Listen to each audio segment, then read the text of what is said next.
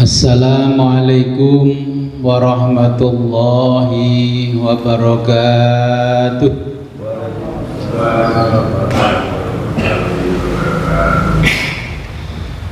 Bismillahirrahmanirrahim. Alhamdulillahi rabbil alamin. Wa bihi nasta'inu ala umurid dunya waddin. Wassalatu wassalamu ala ashrafil anbiya'i wal mursalin Sayyidina wa habibina Muhammadin wa ala alihi wa sahbihi ajma'in. Amma ba'du, la khawla wa la quwwata illa billahil aliyil azim. Alhamdulillah, pada malam hari ini kita diberikan kenikmatan yang sangat luar biasa oleh Allah sehingga kita bisa kembali ngaji kitab Tasawuf Al-Fathur Rabbani. Sebelum kita mulai pengajian ini, marilah kita berkirim Fatihah terlebih dahulu kepada junjungan kita baginda Nabi besar Muhammad sallallahu alaihi wasallam, kepada muallif kitab Al-Fathur Rabbani, dan kepada kedua orang tua kita. Ila hadratin Nabil Mustafa Rasulullah Muhammadin sallallahu alaihi wasallam wa ala alihi wa aswaji wa auladi wa dzurriyyatihi wa ahli baitihi wa jami'i ashabil kiram. Syai'lillahi lahumul Fatihah.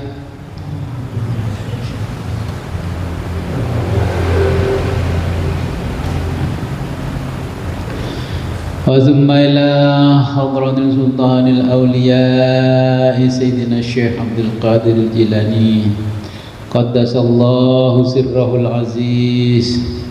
شيخ لله له الفاتحة.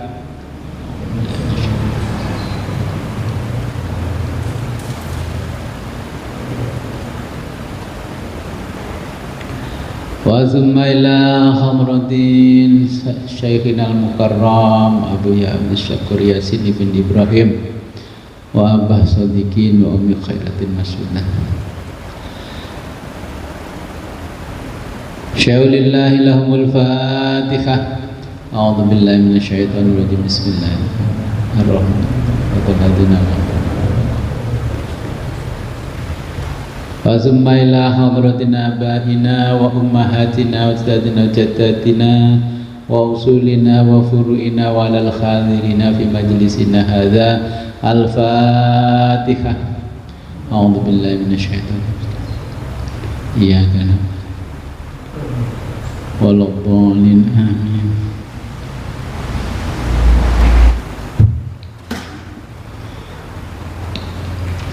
Kita baca halaman 14. Bismillahirrahmanirrahim.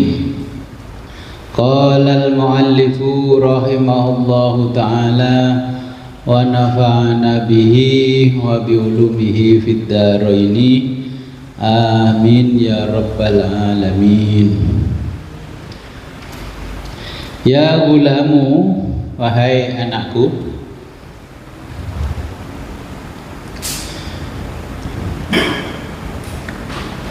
ikrin bainad dunya wal akhirati. Ikrin, jadikan pasangan, bainad dunya, antara dunia, wal akhirati, dan akhirat.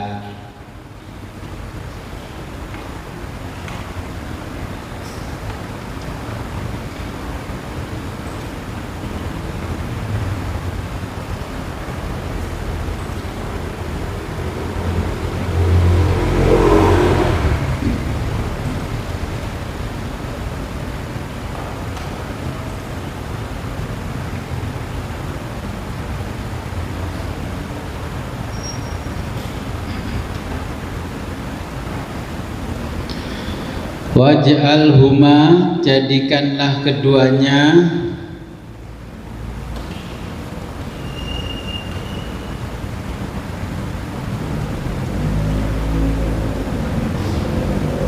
fi maudhi'in wahidin, dalam satu tempat.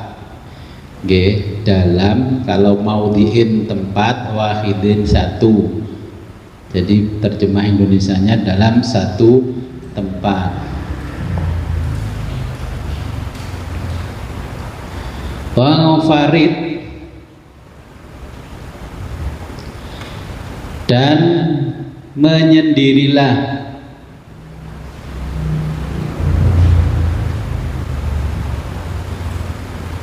bimaulaka, bersama Tuhanmu,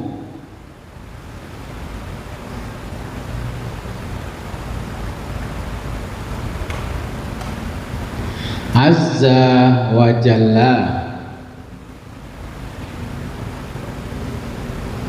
azza maha perkasa, wa jalla dan maha agung, uryanan bebas lepas,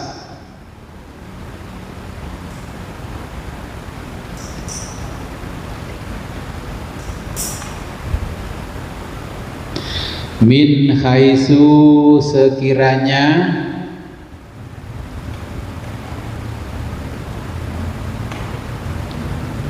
qalbuka, hatimu,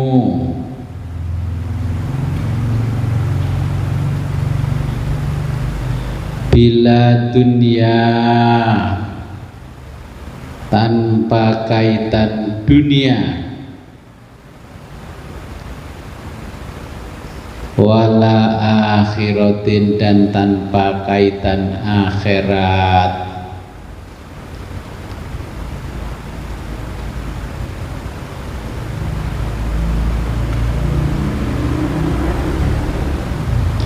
Wala takbal, janganlah kamu menghadap alaihi, kepada Allah,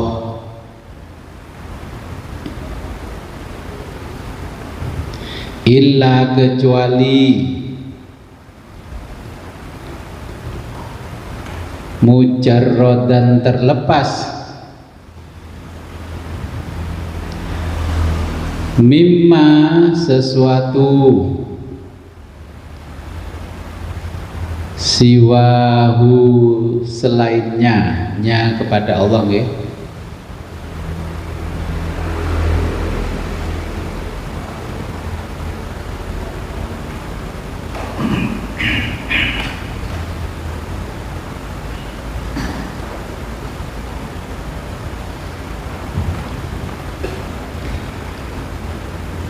Wala tataqayyad,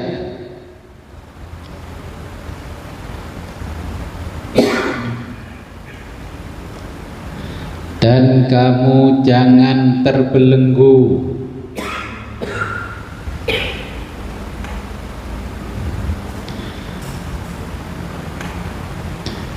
bil khalqi, dengan makhluk,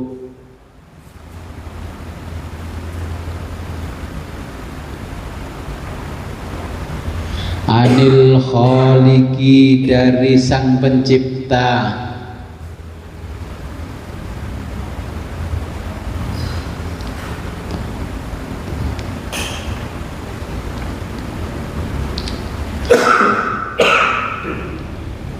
ikto, putuskan atau putuslah, hadhil asbaba, sebab-sebab ini,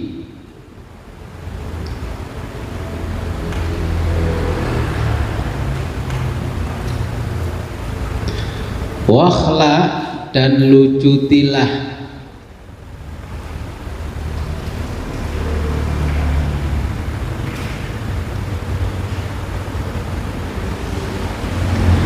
hadhil arbaba, para majikan ini,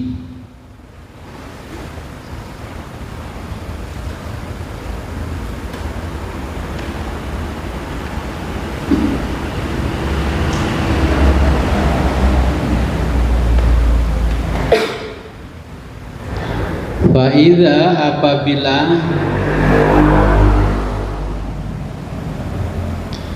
tamakanta memungkinkan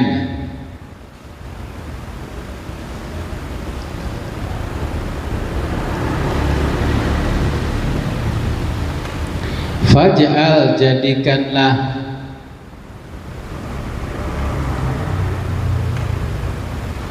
ad-dunya dunia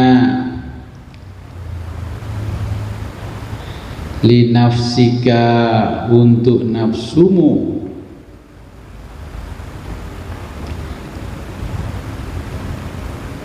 wal akhirata dan jadikanlah akhirat li qalbika untuk hatimu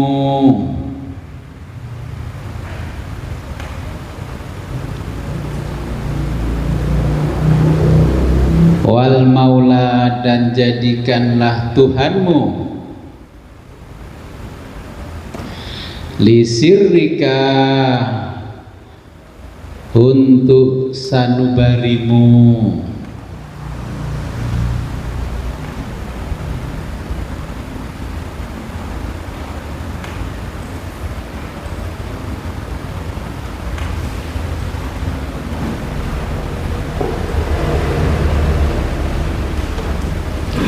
Oke, saya jelaskan dulu. Jadi maksudnya dari Syabdul Qadir itu, wahai anakku, ya jadikan dunia dan akhirat itu berpasangan, ya tidak sendiri-sendiri. Nah, pada umumnya orang kalau sudah menggemari dunia, akhiratnya terlupakan, terlalaikan. Nah, kalau sudah mencintai akhirat, dunianya juga terlupakan. Jadi seimbang, fid dunya hasanah wa fil akhirati hasanah. Nah, sekarang ini kan terjadi banyak orang belajar tasawuf, saya amati itu orang-orang frustasi. Kalau zaman dulu para salafus soleh itu belajar tasawuf itu orang-orang yang keren-keren. Kalau sih sandalan jepit, sarung linting nggak ada. Dulu yang belajar tasawuf orang keren-keren, seperti raja, ya belajar tasawuf karena tingkat tinggi ingin mengetahui jati dirinya siapa. Ya. Sampai Ibrahim bin Adham itu juga melepaskan jabatan sebagai raja karena mempelajari tasawuf. Nah sekarang di mana-mana saya perhatikan ngaji tasawuf mesti orang-orang frustasi, ngarat-ngarat. Jadi kita fakta. Zaman dulu orang belajar tasawuf itu orang yang keren-keren. Syabbil Hasan Sadili keren, Syabdul Qadir Jailani keren, orang kaya-kaya. Harusnya kan yang ngaji tasawuf itu minimal mobilnya yang datang Expander, Veloz, gak sepeda motor tahun 80 jadi naiki ngaji tasawuf. Akhirnya kan terkesan orang yang ngaji tasawuf tambah miskin. Nah, jadi jangan mengesankan orang ngaji tasawuf itu nggak keren, harus keren, ya. Makanya Syabdul Qadir mengatakan, kamu kalau ingin menghadap kepada Allah tinggalkan semuanya. Kalau kamu menghadap bersama ilmumu, maka kamu akan dimintai pertanggungjawaban. Kalau kamu menghadap Allah karena amal ibadahmu, kamu akan dihisab. Jadi walaupun punya ilmu yang keren, gelar akademisnya berderet-deret, jangan dipakai. Kalau sudah ngaji tasawuf dilepaskan. Karena apa? Nanti kalau menghadap Allah masih disebut sama yang mimpin tahlil ila hadratin al mukarram Romo Kiai Haji Dr. Andes Dr. SH MH MM Insinyur, wah, itu alamat nanti ditanyain dan diminta pertanggungjawaban. Bulan itu yang mimpin tahlil nyebut nama moja Profesor Dr. Kiai Haji, SPPG MBG belakangnya. Dia diminta pertanggungjawaban nanti, ya. Makanya kalau menghadap Allah semua harus dikosongkan. Amal ibadah dikosongkan. Kalau menghadap karena keren, saya dulu punya amal ini. Nah, saya dulu membangun masjid sekian miliar. Saya membangun masjid terkeren karena apa? Masjidnya nyaingi Masjid Nabawi, sehingga orang satu provinsi itu pada berkunjung. Nah, akhirnya ditanya, kamu dulu bangun masjid uang dari mana? Nah, dimintai pertanggungjawaban Allah, langsung dihisab. Ternyata kamu bangun masjid bukan karena aku, supaya orang-orang berbondong-bondong mengunjungi kemewahan-kemewahan yang kamu tawarkan kepada orang-orang. Nah, ternyata orang yang mengunjungi masjid yang kamu bangun dengan desain dan arsitektur yang luar biasa, mereka tidak mencari aku, dan mereka itu hanya melihat apa? Kemewahan arsitekturnya. Nah, berarti kamu dosa, kamu membangun masjid hanya membuat orang lain lupa kepadaku. Ada yang begitu enggak? Oh, banyak, Gus. Sekarang kan ngetren itu dulu waktu saya masih di Jakarta kan banyak orang yang ke Bogor itu ke Masjid Kubah Emas. Saya nggak ke sana karena apa? Saya sudah tahu nanti kalau ke sana saya hanya foto-foto, ya, tahun 90-an itu foto-foto, malah nggak sholat mencari Allah, ya dihisab nanti. Jadi menghadap Allah, kalau ingin berjumpa dengan Allah, lepaskanlah semuanya. Ilmu kita lepaskan, amal ibadah kita lepaskan, makrifat juga kita lepaskan. Belajar tasawuf sudah makrifat kepada Allah, terus menghadap Allah dengan menggunakan kemakrifatannya. Terus ditanya, "Hai fulan, terangkan kamu, karena kamu kan katanya sudah makrifat, jelaskan bagaimana pengetahuanmu tentang aku." Nah, ini kata Syekh Abdul Qadir, bukan kata saya, ya. Kemudian apa seharusnya kita menghadap Allah? Ya menghadap Allah bersama Allah, biar tidak dihisab, tidak dimintai pertanggungjawaban. Nggih. Kira-kira gimana? Paham? Kok makin hari makin saya bingung, Gus. Dulu membanggakan amal ibadah, nanti ditanya sama Allah. Nah, karena apa? Imam Ghazali itu menjelaskan di kitab Mukasyafatul Qulub begini. Nabi Dawud, ya dulu itu kan puasanya kan sepanjang tahun, sampai diikuti oleh umatnya Kanjeng Nabi Muhammad. Puasa terus. Nah, suatu ketika Allah menegur, Daud, kamu puasa sepanjang tahun tidak pernah rindu kepadaku. Yang kamu sebut-sebut adalah surga, pahala. Kira-kira puasa Ramadan nanti yang disebut-sebut Allah apa? Surga dan pahala. Lailatul Qadar yang disebut Allah apa? Pahala, ya 1000 bulan. Akhirnya Nabi Daud ditegur sama Allah, kamu puasa tahunan percuma, kamu nggak pernah menyebut aku, apalagi rindu kepadaku. Yang kamu rindu adalah surga. Sampai itu orang-orang yang mengikuti kamu semuanya rindunya surga, nggak pernah rindu aku. Itu Nabi Daud ditegur oleh Allah. Terus kita bagaimana? Makanya saya nggak mau puasa Daud karena nanti takut ditegur Allah. Nyatanya kalau puasa Daud rata-rata kan kalau ngomong kan begini, Gus, alhamdulillah Gus, barokahnya puasa Daud, Gus. Saya kekayaan tambah, Gus, jabatan tambah, anak saya masuk perguruan tinggi negeri, Gus. Apa ikat Allah itu puasa Daud? Itu di dalam hadis dijelaskan Nabi Daud ditegur Allah. Apalagi kalimatnya itu hadis qudsi. Kira-kira ibadah kita rindu Allah apa rindu selain Allah? Allahumma inni as'aluka ridhoka wal jannah. Oh Daud, Nabi Daud aja lo ditegur dikit-dikit ridhoka wal jannah. Kapan kamu ingin rindu kepadaku? Kamu kalau ingin menghadap aku, apapun yang kamu miliki lepaskan. Jabatan sebagai raja ya tinggalkan. Kita punya apa-apa ditinggalkan. Makanya Syekh Abdul Qadir menjelaskan, jadikanlah ya dunia ini menjadi kegemaran nafsumu. Ya Allah dan akhirat itu juga menjadi kegemaran hatimu.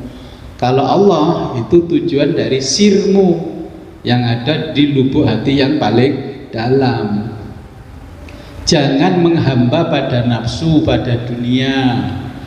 Ya, ini Syekh Abdul Qadir. Jadi wal akhirat li qalbi wal maula li sirrika. Menghadap kepada Allah juga tinggalkan akhiratmu.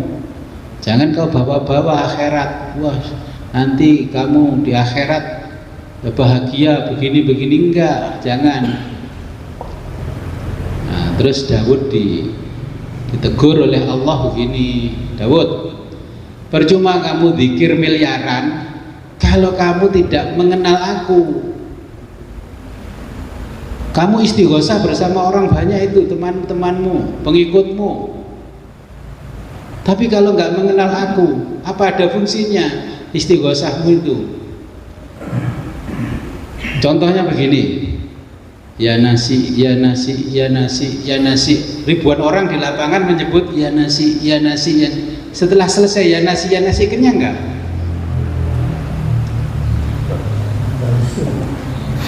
Dia tetap lapar. Ini Allah menegur Nabi Daud, apalagi kita bukan Nabi. Zikir la ilaha illallah, la ilaha illallah. Karena tidak mengenal yang dipuji, maka lama-lama mulut kita akan bosan.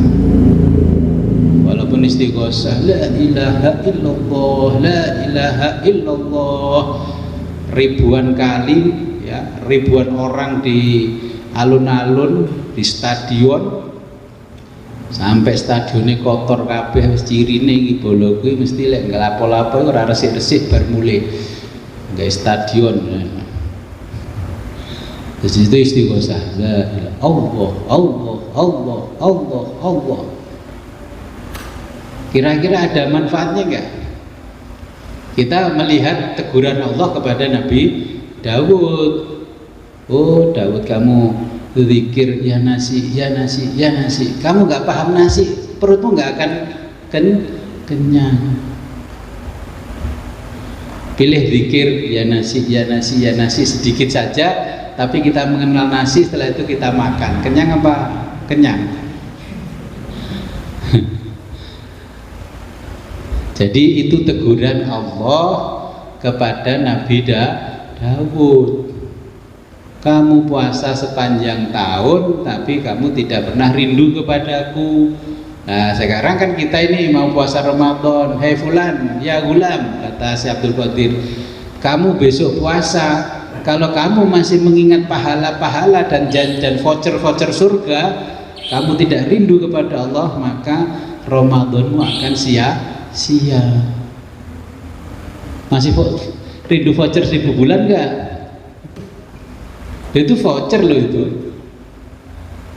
Kan berarti kita menuduh Allah tukang bagi-bagi voucher. Kapan menyembah Allah? Ya, kita tidak merendahkan orang yang menggemari voucher, tapi kita kan sudah tidak butuh voucher. Buat apa voucher? 5 giga sampai 100 giga juga habis. Maka menghadaplah Allah bersama Allah, nanti nggak akan dihisab, nggak akan dimintai pertanggungjawaban. Ramadan besok berarti niat kita adalah apa? Semua ibadahnya adalah karena Allah. Man shoma ramadhana imanan wa ihtisaban ghufira lahu ma taqaddama min dzambi. Ya benar kata Nabi, barang siapa puasa Ramadan karena keimanan, ya karena kerinduannya ingin berjumpa Allah, maka dia akan apa? Diampuni segala dosa-dosanya. Kalau kita ingat voucher-voucher bulan Ramadan, terus kita berbondong-bondong, waduh ini minggu terakhir di hari-hari ganjil, kan berharap voucher itu. Kenapa tidak sergap dari, tidak giat beribadah dari malam pertama Ramadan sampai terakhir? Itu yang dimaksud oleh Syekh Abdul Qadir ini, ngikuti Nabi. Kalau kamu paham Allah, ya jangan berburu voucher, ya dari awal Ramadan sampai terakhir kamu harus giat ibadah, tapi lillahi ta'ala, liwajihillah, bukan li voucher. Kenapa kalau berbondong-bondong, waduh berbondong-bondong bahkan bikin konten ini menunggu Lailatul Qadar. Kita sudah tidak berharap lagi di bulan Ramadan itu hari-hari ganjil.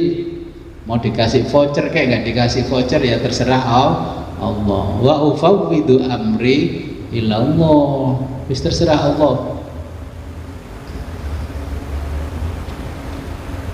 Jadi ini mumpung kan besok kita sebentar lagi kan 10 hari lagi kan Ramadan.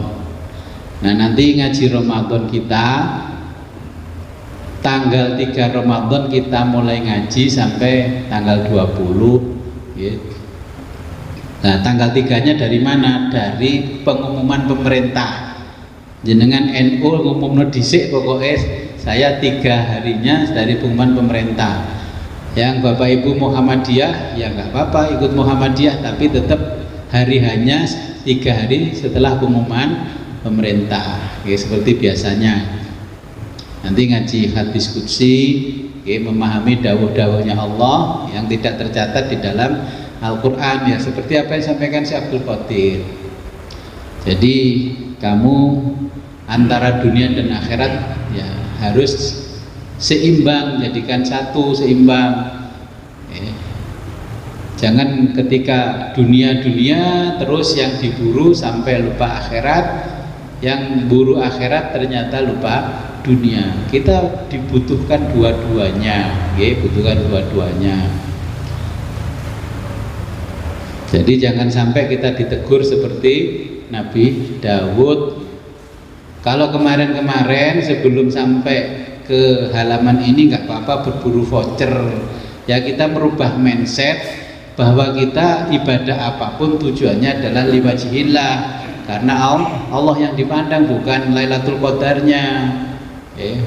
Puasa Ramadan itu bukan berburu takjil, ya, kita sudah tahu kalau di bulan Ramadan diberi keberkahan oleh Allah yang luar biasa. Kenapa kok buru berkah dunianya dengan jualan takjil ini, bikin bazar takjil selama Ramadan? Saya tadi malam yang mau dijadikan panitia bazar takjil di bulan Ramadan. Saya bilang, saya ngaji Pak Lurah, teman-teman yang Karang Taruna saja yang jadi ketua bazar, saya penasihatnya saja.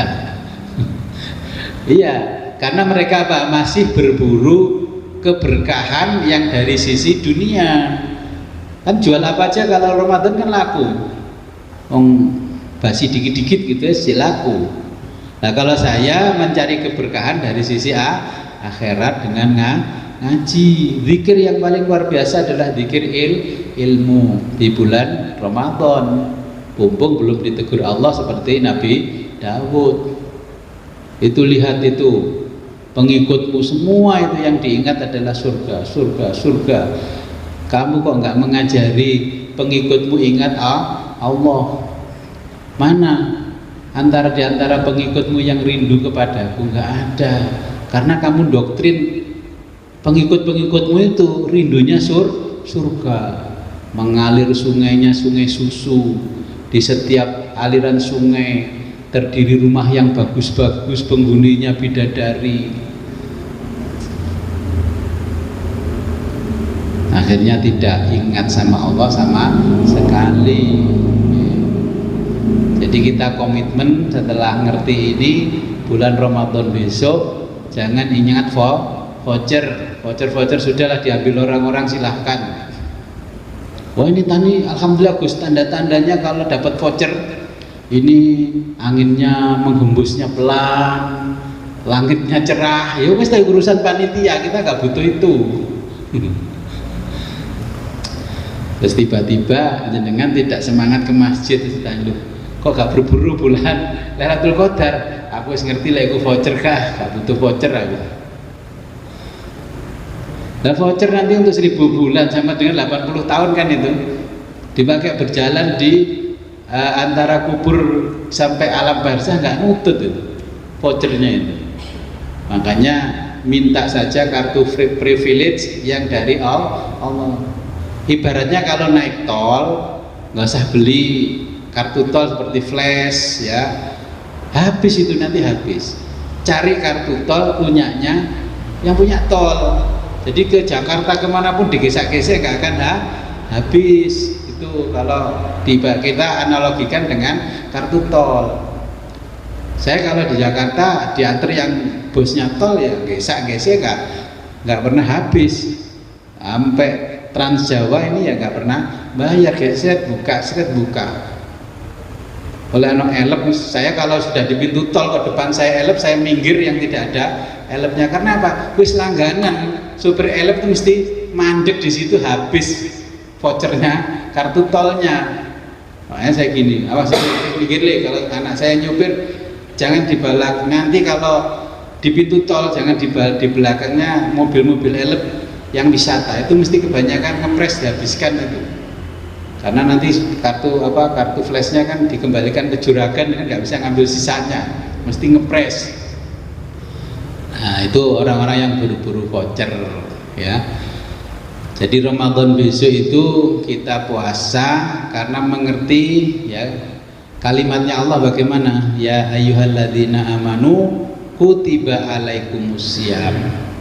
Kenapa enggak furido? Kok tulisannya kutiba? Berasal dari kata katabayak tubuh, artinya ditulis. Jadi keputusan Allah itu tertulis ya. Kataba itu kan menulis, jadi keputusannya tertulis. Itu untuk diperintahkan puasa bagi orang-orang yang beriman. Kalau yang nggak beriman nggak dituntut Allah untuk puasa. Jadi yang dituntut Allah itu justru orang puasa harus menghormati yang tidak puasa. Bukan ini nggak puasa harus menghormati yang puasa, keliru. Wong kalimatnya Allah kutiba alaikumusiyam ya toh. Kalimat sebelum kutiba alaikumusiyam apa? Ya ayyuhalladzina amanu. Oh ini kan amar ma'ruf nahi mungkar Gus, harus menghormati bulan suci. Ya gara-gara kamu itu malah bulan sucinya tercemar. Yang harus ngerti itu orang yang beriman menghormati orang yang tidak puasa. Makanya di kampungnya Bapak Ibu nanti kalau ada yang buka warung bilangin, yang hormat harusnya orang yang puasa. Gak apa-apa warungnya gak usah ditutup. Kalau yang protes-protes itu berarti bukan ya ayyuhalladzina amanu. Wong kalimatnya alladzina amanu, yang beriman harus menghormati orang yang tidak beriman. Wis biarin aja, nggak usah dikasih selambu, korden, terbuka aja lah. Coba itu yang orang beriman masih kuat nggak? Lihat teman-temannya makan. Ngapain ya? Kalau lihat dalilnya itu kan kita yang beriman harus menghormati orang yang nggak beriman. Yang pinter itu harus menghormati yang bodoh, kan begitu kalau sekolah. Yang pinter harus ngajari yang nggak pinter. Pinter matematika, yang temannya nggak pinter harus diajari. Bukan yang bodoh ngajari yang pinter, keliru. Nah, makanya nanti sampaikan pada orang-orang yang buka warung, kata Gus Wid, Ramadan bukalah selebar-lebarnya, karena itu pintu ujian bagi orang-orang yang beriman. Gak usah bawa-bawa pentung kayak di Jakarta, ini gak paham kalimatnya Allah. Justru yang beriman harus menghormati. Nanti kalau ada tetangga yang gak puasa, sudah punya rokok Lek, kalau gak punya nih Lek rokoknya, itu berarti beriman. Terus ada orang ke warung ditanya, sudah ada uangnya Lek, kalau bulan Ramadan kami cari berkah itu, berkah akhirat nih saya kasih. Kata tetangganya, ini gue belajar nanti nih. Ya saya belajar tasawuf ini, sudah tahu yang beriman harus menghormati yang tidak beriman. Jadi nanti kalau ada tetangga ke warung tanya, bulan Ramadan jangan cuma nyaur puasanya, utangnya juga di sahur, utang warung ya, ini kasih uang. Ini kamu nanti supaya nggak berdosa makan di bulan Ramadan bayar dulu. Oke. Loh, ini mindset yang benar, bukan mindset yang salah. Nah, mindset yang salah gimana? Dulu kalau ketika mokel waktu saya masih kecil, sana masuk kamar, kamu mokel. Jadi orang tua saya mindsetnya masih belum terbuka. Kalau sekarang nggak apa-apa, makan sana. Jadi, ini gambaran yang dimaksud oleh Syekh Abdul Qadir. Ya, kita nanti kalau menghadap Allah harus dalam keadaan kosong, tidak punya apa-apa. Semuanya harus dilepaskan. Kemarin saya ditanya orang, gimana sih Gus, katanya jenengan makrifat padahal itu gampang. Terus saya jelaskan baru paham. Apa sih makrifat gini loh? Kamu sekarang di depan saya itu mati apa hidup? Ya hidup Gus. Nah, terus yang menghidupkan kamu siapa? Ya yang maha hidup. Cirinya kalau yang maha hidup masih bersamamu apa? Ya berarti mulut saya, hidung saya sama mulut saya masih bisa keluar. Ya, ketika ditarik nafas ini kan apa bunyinya? Bunyinya kan hu. Ketika ini nafasnya keluar, kan hu Allah. Lah disitulah ketika kamu disebut hidup, karena yang maha hidup masih bersamamu. Karena saking dekatnya yang maha hidup bersamamu, yang disebut ya Hayyu ya Qayyum, sangat dekat, maka tidak bisa terlihat. Nah ketika dia sudah tidak bersamamu, maka yang keluar dari hidung dan mulutmu akan hilang. Berarti kamu tidak al-mukarrom, yang mulia kan? Gak disebut yang mulia, al-mukarrom, para alim, para ulama, nggak disebut begitu. Walaupun kamu disebut para alim, para ulama, ketika ditinggalkan oleh yang maha hidup, kamu namanya mati. Makanya di dalam Al-Quran ketika kamu mati disebut almarhum, yang patut dikasihani. Loh, tapi dibilang begitu itu masih toleh tengok. Itu makrifat yang paling sederhana. Man arafa nafsahu faqad arafa rabbahu. Coba itu, orang yang mati itu cirinya apa? Berarti yang maha hidup sudah tidak bersamanya, berarti nafasnya sudah tidak bisa keluar masuk. Dulu ketika Allah menciptakan Adam, kan ditiupkan ruhnya Allah kepada Nabi Adam. Lah ruh itu kan diduplikat terus sampai ila yaumil kiamat. Nah itulah kalau bahasa filsafatnya namanya manifestasi, kalau belajar tasawuf namanya tajalli. Masa belum marifat dari kemarin? Masih hidup loh. Yang bikin hidup siapa? Yang maha hidup. Maha hidup itu selalu bersama kita kemanapun. Kalau yang maha hidup tidak mengantar bapak ibu ke sini, berarti saya yang harus ke sana, kan begitu? Percaya nggak kalau yang maha hidup masih bersama bapak ibu? Lah iya, kan berarti sudah makrifat. Kan ya sudah, yang maha hidup masih bersama kita. Tapi kan saya ingin menyaksikan, Gus, bisa menyaksikan. Mau menuntut seperti kaumnya Nabi Musa, melihat Allah secara materi, kan begitu? Ya nanti di tahap, di makom tertentu Bapak Ibu bisa bersama al-haq yang sebenarnya. Ini kan cirinya kalau Bapak Ibu kan sudah bersama yang maha hidup setiap hari, kan sudah marifat kan, berarti sudah. Loh, itu masih menuntut marifat yang gimana lagi? Sudah saya kasih tahu. Jadi ada beberapa orang ke sini tanya, saya itu kok ya antara paham Gus, tapi di titik tertentu enggak paham. Apa yang buat kamu enggak paham? Sudah, kamu masih bisa ngopi kan, masih bisa ngerokok, masih bisa makan. Iya Gus. Yang menyebabkan kamu hidup berarti ada yang menghidupkan kamu. Lah bahasa ngaji, dia itu adalah yang maha hidup. Nah dunia seisinya bisa hebat begini desainnya, berarti ada yang maha cerdas.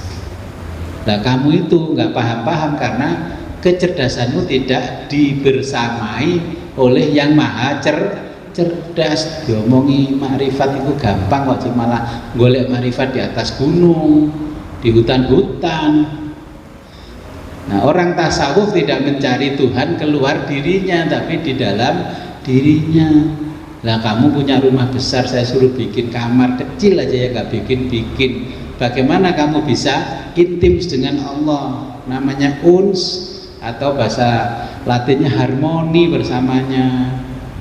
Yang harmoni bersamanya itu hanya Kediri, mapan ya. Makanya Kediri itu kota tua, dinamakan Kediri ya kembali kepada dirinya, yaitu dia yang tidak bisa disebutkan namanya. Kalau Bapak Ibu ke barat itu ada kota namanya Ponorogo. Ponorogo itu berasal dari kata fana dan raga. Ya fana dok, kadung ambles fana nggak bisa keluar. Nah kalau Kediri kan makrifatnya sempurna.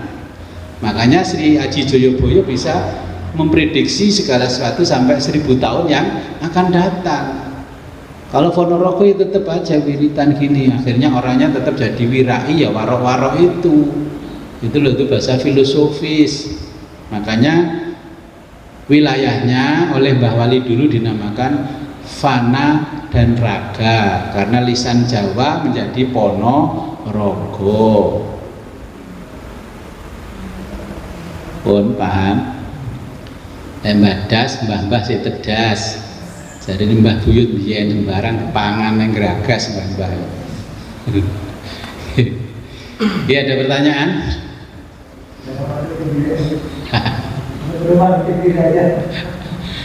Ya kita sudah masih kawasan Kediri ya, Kediri kembali kepada dirinya. Nya bukannya kecil tapi n-nya besar ya. Jadi pemahaman tasawuf, kita hidup di dunia ya, kita mati itu adalah kembali kepadanya. Oke, terus kemana kembalinya? Yang tahu jalan adalah orang-orang yang belajar tasawuf. Kalau nggak belajar tasawuf nggak mungkin tahu jalan. Hanya dapat peta buta. Pilih mana? Dapat peta yang jelas seperti di Google Assistant itu langsung diantarkan ke tempat. 300 meter lagi belok kanan, 300 meter belok kiri, 200 meter lagi tujuan Anda di sebelah kiri, gitu. Lelah tokonya tutup. Oke. Jadi kalau ingin berjumpa Allah, lepaskan semua yang melekat pada diri kita.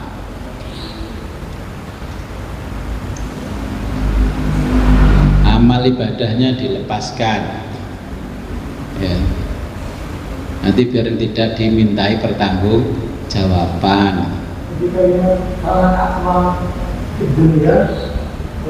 Fa'ama fil akhirah. Ya ini, kamu kalau buta di dunia berarti juga buta di akhirat. Artinya kalau kita sejak hidup di dunia kita tidak mengenal Allah, maka di akhirat pun tidak akan bisa mengenal Allah. Nah sehingga ketika kita hidup di dunia tidak mengenal Allah, ruhani kita kan mengalami penderitaan. Itulah namanya neraka. Bukan neraka secara majazi, metafora, wah dimasukkan ke dalam tungku yang panas ya, ada api yang luar biasa. Itu memang agama level pertama ya, supaya orang awam mampu memahami dengan imajinasinya. Jadi kalau orang tasawuf, surga yang paling nikmat itu adalah ketika kita masih hidup sudah bersamanya, yaitu nya al-haq, kebenaran sejati, realitas sejati ya. Kemudian sampailah di akhirat kita selalu bersamanya. Kenikmatan-kenikmatan itulah yang dinamakan surga. Bukan ada sungai yang mengalir susu, air susunya, bukan rumah-rumah yang mewah-mewah dihuni para bidadari dan sebagainya. Ya, kita tidak mencari itu, tapi mencari al-haq. Oke, monggo ada pertanyaan yang di Zoom atau sudah jelas menghadap Allah, dilepaskan semuanya. Oke, silakan. Assalamualaikum warahmatullahi wabarakatuh. Waalaikumsalam. Ini Gus, tolong kasih contoh yang sangat sederhana saja Gus untuk menyeimbangkan dunia untuk makhlukmu dengan akhirat untuk hatimu Gus. Jadi begini, contohnya gimana sih kok bisa menyeimbangkan antara dunia dan akhirat? Ya di bulan Ramadan itu contoh yang paling nyata kita mampu menyeimbangkan duniawi dan ukhrawi. Kalau di bulan Ramadan kan tidur jam berapapun malam, jam 3 kan bangun. Tapi kenapa kalau Ramadannya sudah hilang, kok itu juga hilang kebiasaannya? Ya kalau bisa ya sepanjang tahun ya kita persis di bulan Ramadan. Kerja apapun, tidur jam berapa, ya jam berapapun, jam 3 bangun. Kemudian bangunnya apa? Kita menyembah Allah. Nah, kita menyembah Allah, tapi sujud kita tidak menuntut Allah untuk menuruti obsesi-obsesi kita, tidak menuntut Allah menuruti keinginan-keinginan supaya dikabulkan. Gusti ekonomi saya sulit, Gusti enggak. Gusti tanah yang dari orderan dari si Acong itu Gusti semoga laku Gusti. Ya enggak begitu kalau orang tasawuf. Nah berarti kan kalau orang tasawuf masih menuntut Allah untuk menuruti keinginan-keinginannya, berarti belum disebut sufi. Contohnya kalau belajar tasawuf, ada orang datang, Pak tolong jualkan tanah saya, atau Pak carikan saya tanah untuk gudang begini-begini. Terus enggak ngomong sama Allah, memang enggak, tapi ngomong sama gurunya. Guru, saya dapat ini guru, apa yang harus saya baca guru? Nah, itu kan yang menuduh Allah tidak tahu kalau dia dapat orderan dari orang lain. Ya sudah, kalau dapat orderan dari orang lain ya langsung begini, alhamdulillah ya Allah, kau datangkan si Acong kepadaku, mudah-mudahan ini menjadi pintu rezekiku yang halal yang kau antarkan kepadaku. Gak bingung sama gurunya, sama Allah dan sebagainya, terus tahajud tiap malam, ya Ghaniyu ya Hamid, ya Ghaniyu ya Hamid, ya Ghaniyu ya Hamid. Ya Allah, aku sudah baca 1 juta kali ya Ghaniyu ya Hamid, harus kau turuti ini, kalau nggak kau turuti besok nggak tahajud lagi. Kan faktanya kalau nggak dituruti kan terus malas tahajud ya. Iya, karena bukan sufi. Kalau sufi nggak begitu. Makanya tahajudmu sia-sia, lebih baik kamu tidur malam dengan menikmati nikmat Allah, mensyukuri nikmat Allah dan mensyukuri karunia-Nya Allah. Ya sudah, lebih baik kamu tidur daripada tahajud model getak-getak Gusti Allah. Itu di kitabnya Imam Ghazali ngomong, percuma kamu tahajud bikin sia-sia amal ibadahmu. Dalam tahajudmu, dalam sujudmu kamu nangis-nangis tapi menuntut Allah, menuruti semua obsesimu, keinginan-keinginanmu. Nah, kalau kamu bangun malam ya mulai tahajud model begitu, kamu lebih baik tidur menikmati nikmat Allah, mensyukuri nikmat Allah. Aku tak sembujung ya. Terus kan ditanya tetangganya, bah berapa hari nih kok nggak tahajud di masjid, gering tabah. Karena ditanya sama tetangganya, Bu sakit apa enggak ke masjid kalau malam? Biasanya malam itu kan saya lihat kuratek. Oh ini sudah jam 3 ini, Abah Haji sudah ke masjid. Akhirnya dititeni tetangganya, udah beberapa hari mulai stroke dia. Padahal mindsetnya sudah berubah. Aku kemarin setelah sepanjang tahun tahajudku hanya menuntut Allah supaya menuruti keinginanku. Aku sudah tahu, sekarang aku tinggal menikmati hidup. Ya, tidur malam sampai jam 3:30 aku bangun, ya, mensyukuri nikmat yang diberikan oleh Allah. Aku bisa tidur nyenyak dan semuanya sudah aku pasrahkan kepada Allah. Itu lebih baik daripada tahajud ngetak-ngetak Gusti Allah. Ya, kalau pengen contohnya menyeimbangkan ukhrawi duniawi, ya inilah Ramadan besok itu. Kenapa kalau sudah Syawal kok nggak begitu? Kalau Ramadan, kenapa? Ramadan itu semua kehidupan manusia berkah, karena semua orang bisa menyeimbangkan antara duniawi dan ukhrawi. Wong artis saja itu loh, sing biasa nih auratnya terbuka aja menyeimbangkan, langsung pakai jilbab, pakai ini kan. Nah, malah orderannya banyak itu, kontrak 1 bulan. Dia hanya menghibur kita yang puasa aja antara jam 2 sampai jam 4 subuh.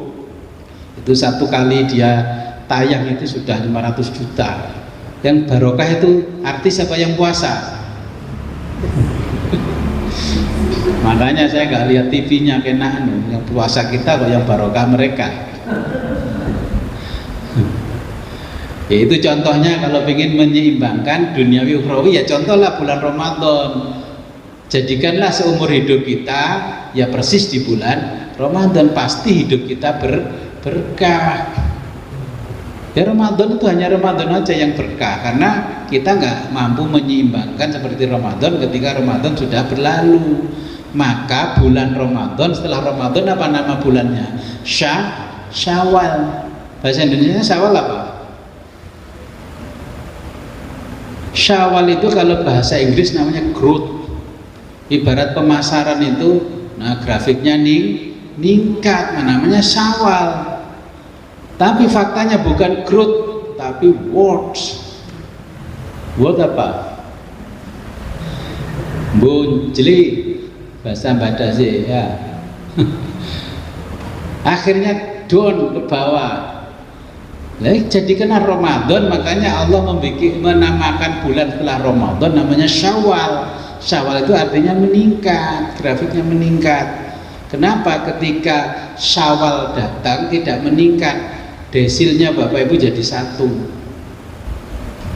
Tahu desil? Itu loh, kalau di dinas sosial desil 1 itu namanya kemiskinan ekstrim. Tuku takjil gak iso, beli takjil gak bisa, namanya desil 1 orangnya bikin kemiskinannya ekstrim. Jadi kalau mengukur standar kemiskinan kan ada namanya desil itu dari 1 sampai 10. Kalau saya masuk desil 5, saya lihat sendiri desil 5. Berarti sudah kategori agnia, kalau di Quran namanya kaya. Kalau desil 1 sampai 4, 5 itu masih miskin.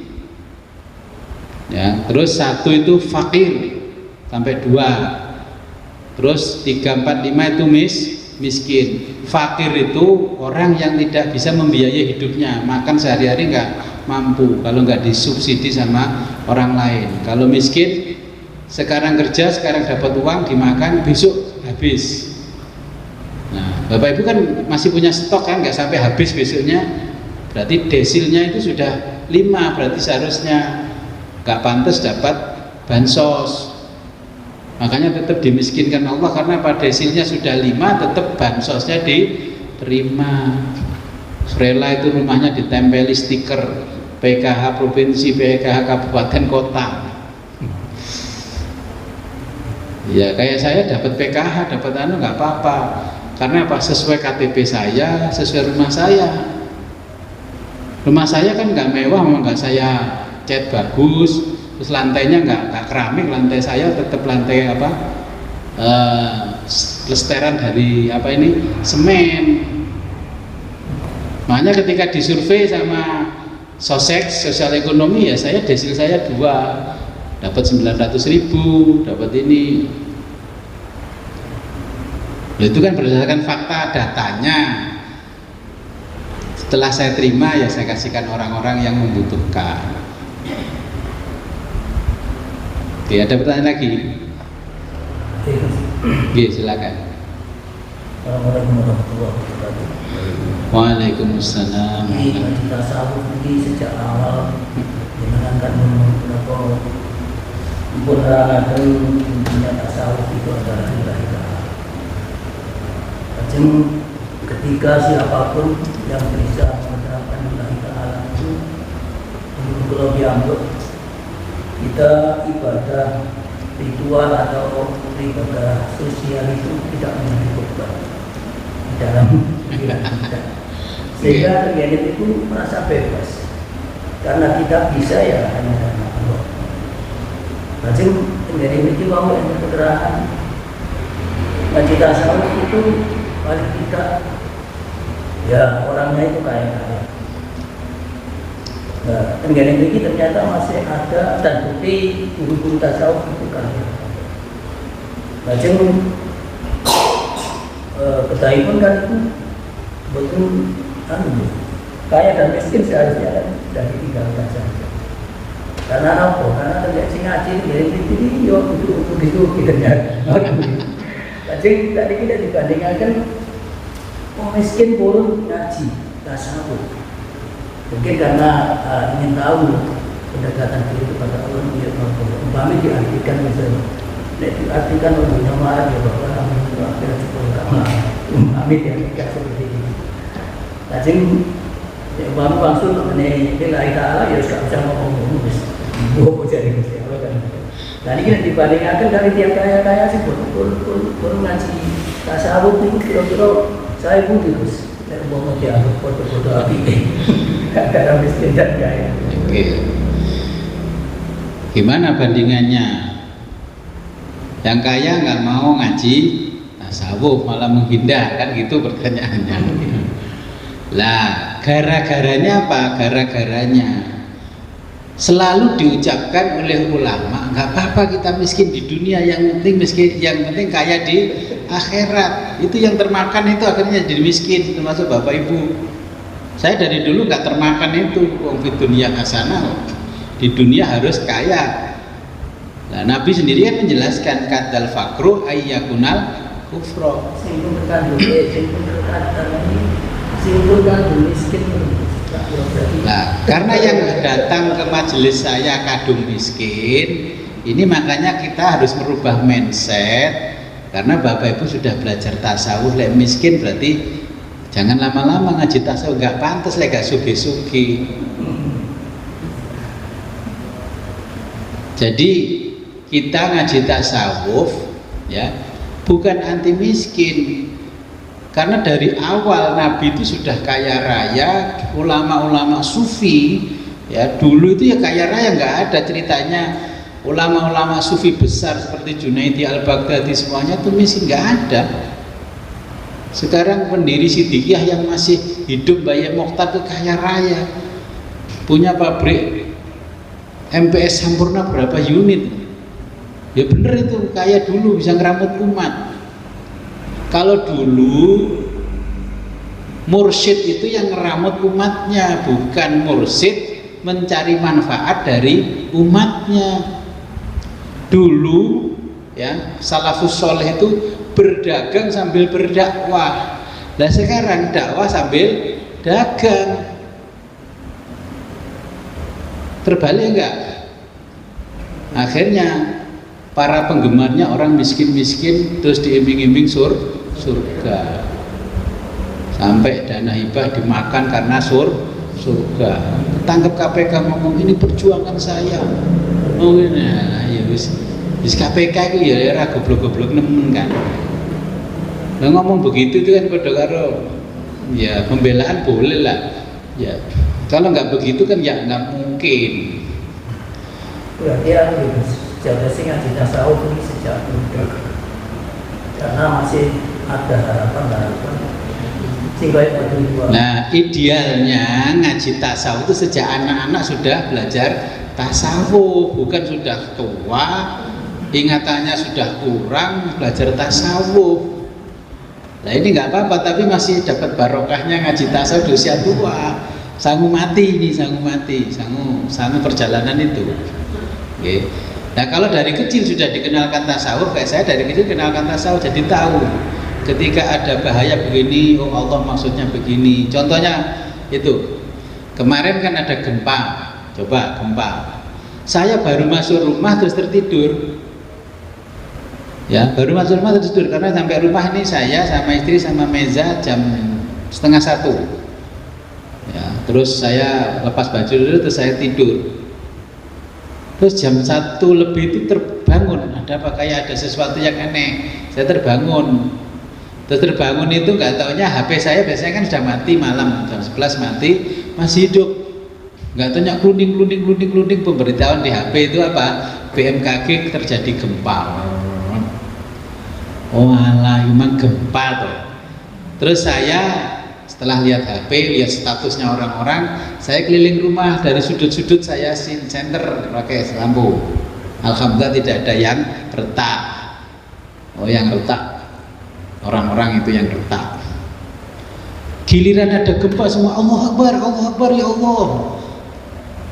Dipanggil gempa 6,7 skala Richter sudah nyebut-nyebut Allah. Tapi dipanggil muadzin 5 kali sehari ada yang nyebut Allah, labbaik kan ya nggak ada. Ada tuh labbaik ternyata manasik haji sama umroh. Ini kan nggak masuk akal. Ada gempa semuanya menyebut asma Allah. Makanya Allah itu kadang-kadang ya jengkel. Orang ada gempa gini aja yang diingat aku, kalau nggak ada gempa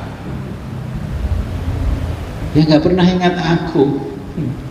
Ya saya dengan ini aja, giliran gempa aja semua nyebut Allah. Giliran dipanggil Allah 5 kali sehari nggak ada yang jawab, budek semuanya. Ya fakta kan itu. Semua orang teriak-teriak ya Allah, sambil megang HP-nya bikin konten. Ya Allah ini gempa. Terus teman saya yang satunya itu sempat nyuting rumahnya itu ada mebel-mebel yang bagus-bagus, kropyang. Saya mikir gini, sudah tahu gempa 6,7 skala Richter, kok nggak keluar dari rumah, kok malah bikin konten. Loh kan ya nggak masuk akal lagi loh. Pemerintahnya apa? Badan Penanggulangan Bencana kalau sudah gempa, dilatih mulai SD sampai SMA, ya sampai di kelurahan kan dikasih pelatihan penanggulangan bencana, malah bikin konten. Ya keluar dari bangunan. Kalau andai kata roboh bangunannya, saya tidur kan nikmat, nggak tahu-tahu bangun loh kok sudah pisah saya sama diri saya kan. Nah, mati syahid namanya. Ya, jadi salahnya apa? Ya itulah dulu setelah abad ke-5 Hijriah banyak ulama-ulama yang mengeluarkan dalil-dalil, tidak apa-apa melarat di dunia, yang penting melarat di akhirat, kaya di akhirat. Mana dalilnya melarat di dunia enak, kaya di akhirat? Ya nggak ada. Dunia ini mazru'atul akhirat, ladang untuk akhirat. Kalau bapak ibu miskin, pahalanya dari mana kalau orang miskin? Ya pahalanya bapak ibu dari sholat, puasa, zakat mal. Mungkin nggak kalau miskin? Ya kalau miskin kan mesti daftarkan dirinya kan ke DTSL itu. Saya daftar orang miskin. Nah kalau orang kaya, dia dapat pahala dari sholatnya, puasanya, sedekahnya, jariyahnya, infaknya kan dapat itu. Kalau miskin nggak dapat.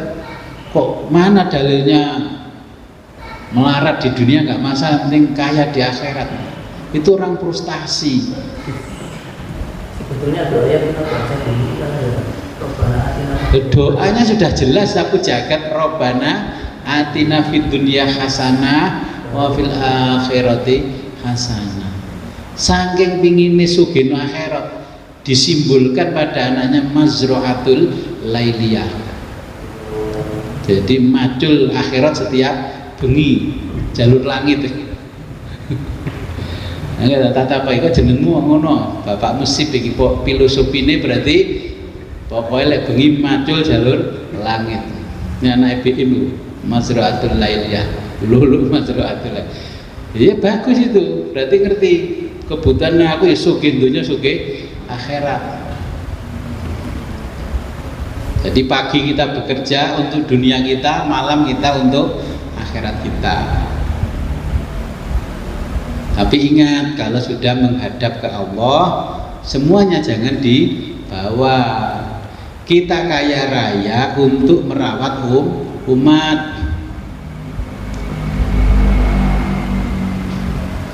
Jadi kita mengikuti Nabi, para salafus soleh dulu berdakwah itu ya berdagang sambil berdakwah. Makanya kalau kita melihat sejarah Indonesia, pedagang dari Gujarat kan masuk ke Indonesia itu melalui Samudra Pasai dan sebagainya. Nah, mereka kan saudagar-saudagar terus singgah di mana dia berdagang sambil berdakwah. Nah, sekarang dibalik, dakwahnya jadi perdagangan. Kalau ngundang saya, ngomong saja sama manajemen saya, Pak, kalau ngundang Gus Wid itu begini-begini Pak, tarifnya ini Pak, nanti kan tidurnya di hotel, Bapak jemput dari bandara harus pakai mobil Alphard Pak, kan ngono. Itu namanya berdagang sambil dakwah, apa dakwahnya didagangkan? Ya kalau artis nggak apa-apa, agama ngajak bener kok leren bayar. Itu bukan ngajak bener, masih belajar ngajak bener. Ngono yang diajak itu ya manggut-manggut aja. Kalau belajar tasawuf, justru dia yang ngaji itulah yang ngasih biaya. Besok aku mau dakwah dikasih uang 500 juta, kumpulkan orang sekian, saya mau dakwah. Kanjeng Sunan Kalijogo itu kalau dakwah kan wayangnya digelar, ingkungnya, tumpengnya kan digelar semua itu. Tapi panitia dikasih tahu, kamu panitia kalau nggak bisa membawa 1.500 orang kamu saya denda. Kalau yang datang lebih dari 1.500 orang dapat voucher. Apa mau begitu? Saya kan jadi panitia tak kayak 500 juta, boleh gak songgong 10.000 malah aku tak denda. Loh, orang dulu faktanya kan begitu kalau dakwah.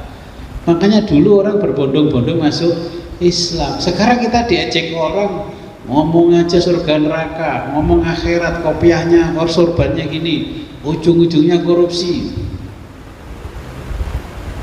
Ya, kalau sudah ditangkap sama KPK begitu kan bawa tasbih ngalor itu, astagfirullah. Ya mulutnya walaupun maksud hatinya astagfirullah, mulutnya digelincirkan oleh Allah bukan astagfirullah tapi astagfirullah. Jangan dipotong video saya, Gus Wid ngajari zikir astagfirullah. Yang bahaya itu kan ketika begini terus dipotong videonya, terus diakali digandok-gandok, no ini ada ngaji tasawuf, zikirnya astagfirullah.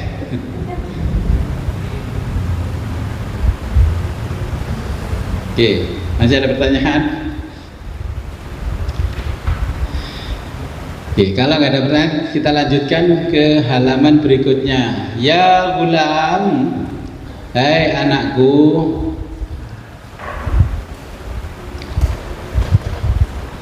la takun, jangan kamu berada ma'an nafsi, bersama nafsu,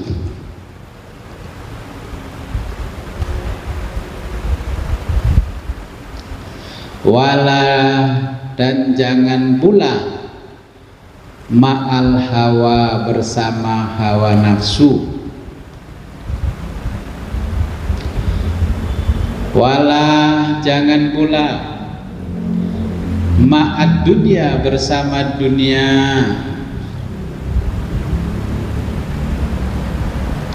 Makanya kalau nerjemah itu inna ma'al usri yusra. Terjemah di kaca-kaca mobil, setelah ada kesulitan pasti ada kemudahan. Di mana ada kesulitan, Allah membersamakan dengan kemudahannya. Ya, bukan setelah sulit baru mudah, enggak. Jadi setiap kesulitan dibersamai dengan kemudahan. Wala ma'al akhirati, dan janganlah ya bersama akhirat.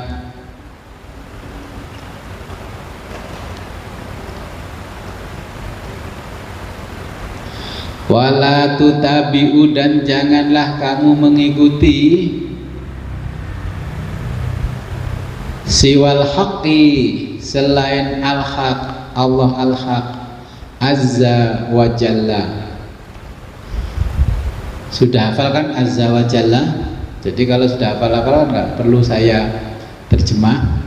Maha perkasa dan maha agung. Wakot wakota, wakot sungguh,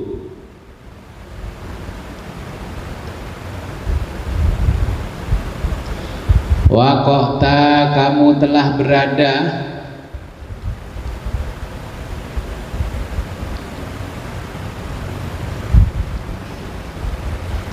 bil kanzi, di tempat penyimpanan harta.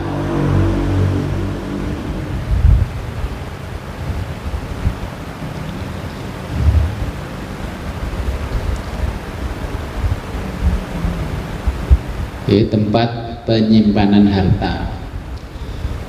Terus bikin nama anaknya Kanza. Akhirnya anaknya kedonyan. Karena apa?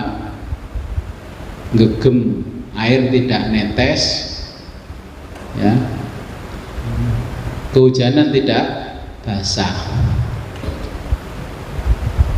Bil kanzi, ya, di tempat penyimpanan harta, alladzi, yang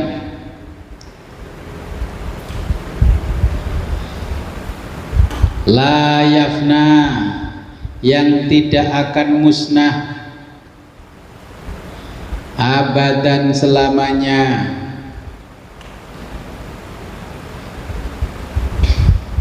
Khina idin, ketika itu.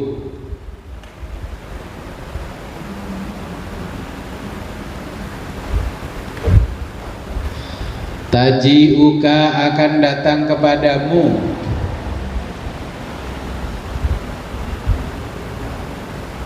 al-hidayatu, petunjuk,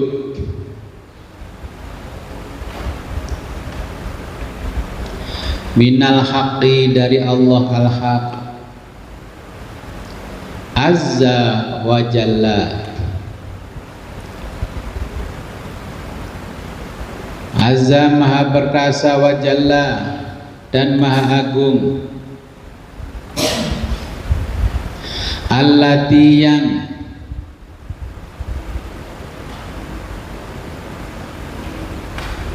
la dholala, tidak ada kesesatan, ba'daha, setelahnya.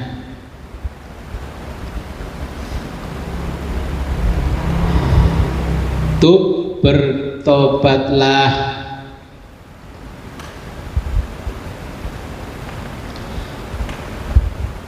an dzunubika, dari dosa-dosamu,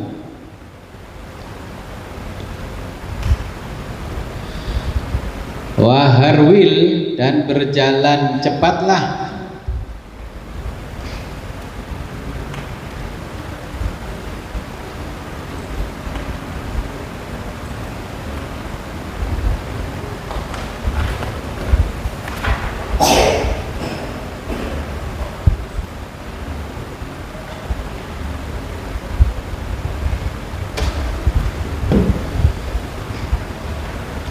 anha, dari dosa-dosamu,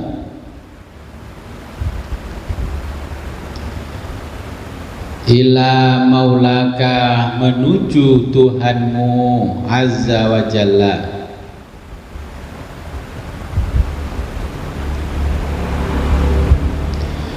Idza tubta, idza, apabila, tubta, kamu tobat,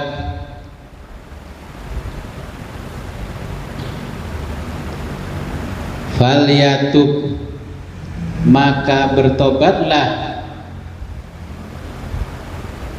zahiruka,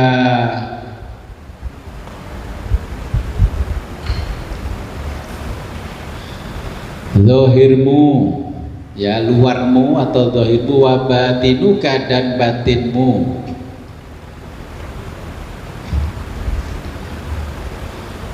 Wa taubatu qalbu, wa taubatu, dan dengan tobatnya hati,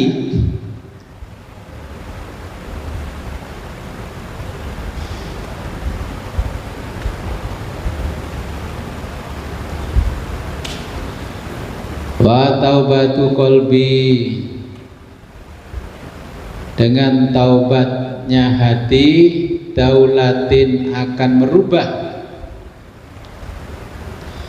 Kalau yang tobat lisannya nggak berubah, ya, tobatnya hati. Ikhlas, tanggalkan siabal ma'asi, siaba busana al ma'asi, berbagai kemaksiatan.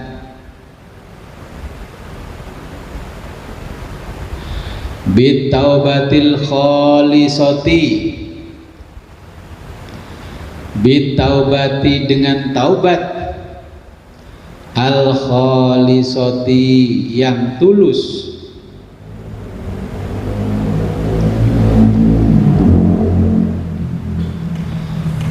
Wal hayai, dan bersikap malu. Minallahi, terhadap Allah atau kepada Allah Azza wa Jalla. Hakikatan, secara nyata.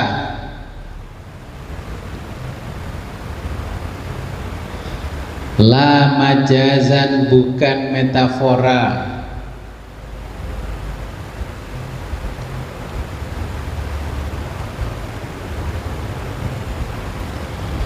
Wahada, dan ini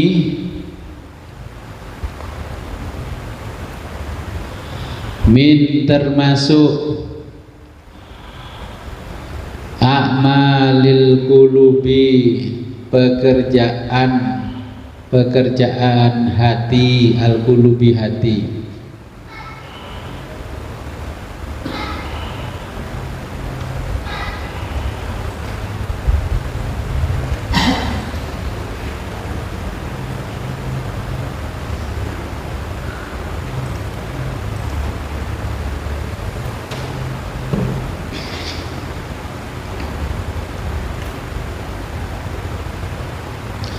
Ba'da, setelah toharotil jawarihi, toharoti, mensucikan, al jawarihi, anggota tubuh atau raga, gitu ya. Raga itu anggota tubuh. Bi a'malis syar'i, dengan berbagai pekerjaan syariat.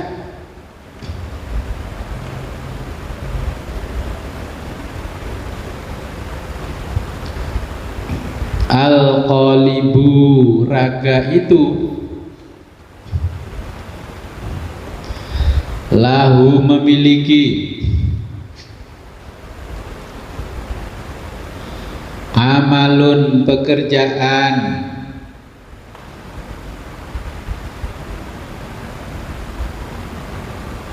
wal qalbu, dan hati, lahu, juga memiliki, amalun, pekerjaan,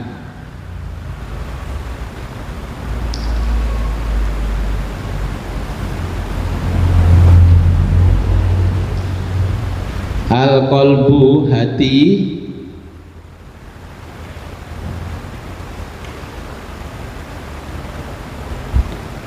idza kharaja, apabila telah keluar,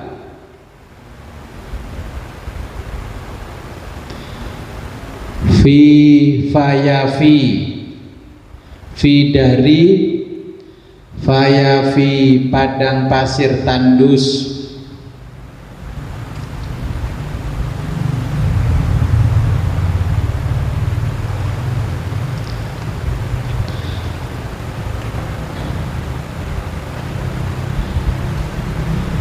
asbabi berbagai sebab,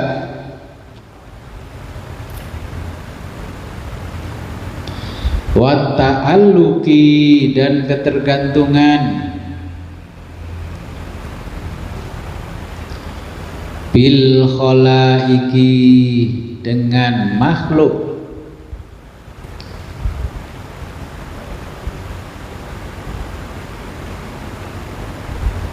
rokiba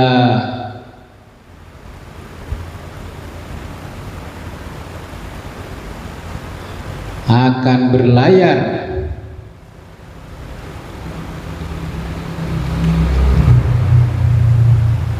bahrot tawakuli, bahro pada lautan at-tawakuli, tawakal,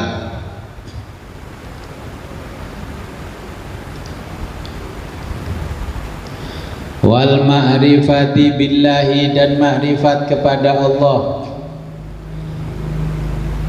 azza wa jalla,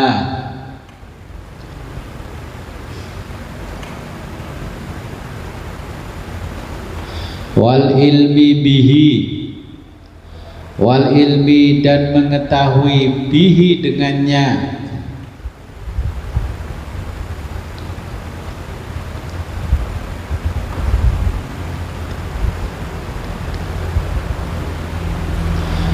watarokas sababa, wataroka dan hati akan meninggalkan as-sababa sebab,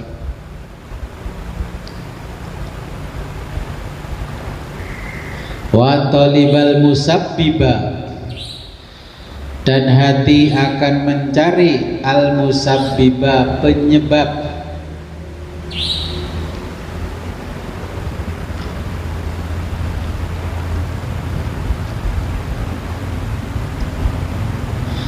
faida apabila hati tawassato telah mencapai pertengahan,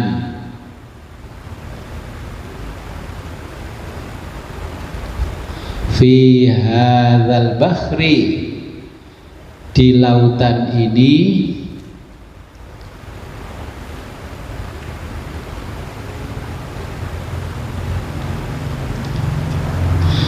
fahunalika maka disanalah hatimu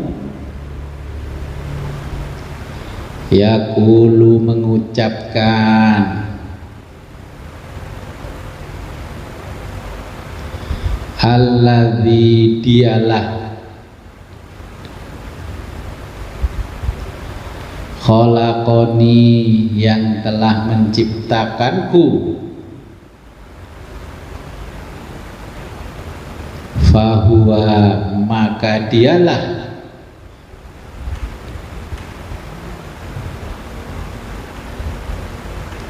yahdini yang memberikan petunjuk. Ya, saya jelaskan dulu.